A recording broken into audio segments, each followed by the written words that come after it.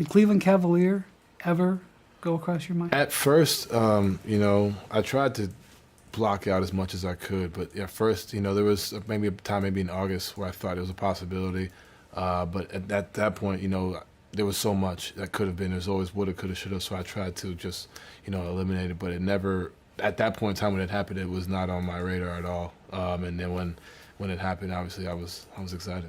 So let me take it back to June 30th. This is a big moment in the NBA. Kevin Durant announces he's asked for a trade. But like 10 minutes before that, the Utah Jazz trade Royce O'Neal, who, number one, is one of your best friends on the team. Number two, one of your best defenders on the team. One of the most important players you guys have to support, you and Rudy. And number three, trade him for a draft pick. Now, that moment made an impression on me. What impression did it make on you?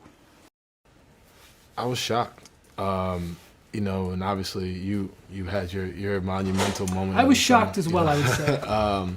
Especially to trade Royce and then to just get back a draft pick when, after the season had ended, we had spoke, we talked about like not trading Rudy or, I said like let's try and do this, as a group and, make changes if need be, but not myself or Big Fella, let's just run it back. And, obviously they went the direction they went, and when Royce got traded, he called me. And that was a tough one because I didn't know what was happening, and then that happened, and you lose your best friend on the team. Not even just a best friend, but a best friend in life.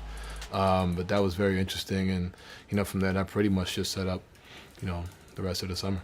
So then a few hours later, Rudy gets traded again, mostly for draft picks. Right. Now you've obviously played in Utah your whole career. It's been very successful, playoffs every year of your career. Just 2 years ago, you guys had the number one overall seed. I think for some people, they would have thought, oh, well, Donovan Mitchell, he's going to ask for a trade. Right.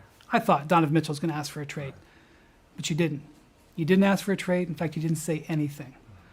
What was your strategy there? What was that time like? Well, like I said, when we ended the season, my agent Austin and I, we had conversations, and I told him like, look, trading Rudy is not the answer, despite what people say or think. I understood we understood each other's value to each other and to the team. I didn't think that was the answer to try and continue to win, which, obviously wasn't the case for the team. And for myself, like I said, I was disappointed with my play throughout the year in the playoffs. So for me, at the end of the day, when that happened, I kind of saw the writing on the wall, and I was just like, all right, I'm gonna just control what I can because it's June. And it could be a long summer if I let the headlines and all that kind of dictate my mood in my summer. So let's just go back to doing, getting myself healthy, getting myself right, mentally, physically, getting myself in the best shape I can be, and just be ready for whatever may come. And each month it was probably something different scenario for me, but for me it was just like, let me lock in. And I had one of my best summers just being around friends and family and actually just being able to work and put the time in. Obviously, the Knicks were a team that everybody thought was going to, the whole league, it wasn't even like a rumor. It was just sort of reality. The Knicks had all these picks. We knew the Jazz wanted picks. How close do you think you were, did you feel you were to being a New York Knick?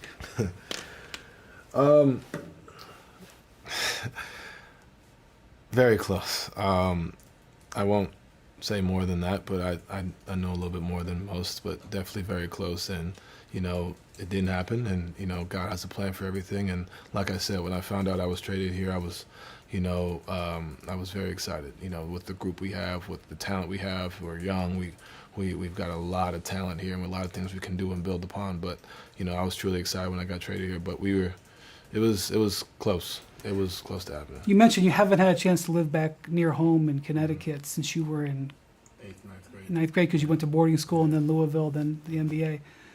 Nobody would blame you wanting to be back home. I think you built a home in Connecticut. That's your permanent home. So yeah. Anybody would blame you. No, not at all. But, I like I said, I thought that was the end all. So you had heard different teams, different names, but ultimately I think, like you said, it wasn't so much as a rumor. It was more like, all right, like this will just happen. It's just a matter of when. That's what I thought. That's what that's what everybody thought. So I was like, all right, like, that's probably what's going to be. And it didn't happen, and I'm not sad about it. I'm ready to go. I'm ultimately with a group that can compete and can win and can do big things. So, I'm excited, and I'm closer to home anyway. I mean, I'm on Cleveland, on the East Coast, so I have no problems, and I think this group, and I'm excited as well to really go out there and compete and win. So you get traded to Cleveland. The first thing is, well, what did the Cavs give up? They got all these good young players, and then the details of the trade come out. Yes, it was a penal trade, draft picks and swaps and other players, but Darius Garland is still there. Jared Allen is still there. Evan Mobley is still there. Ricky Rubio is here, who you played with in Utah for several years.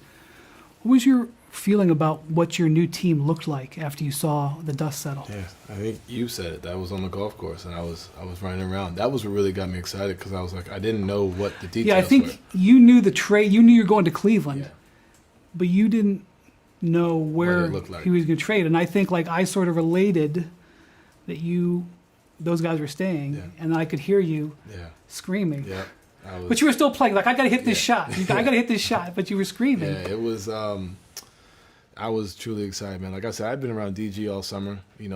Jared and I were in the same draft class. I've watched Ev last year. I've seen Ev in high school, and even at USC.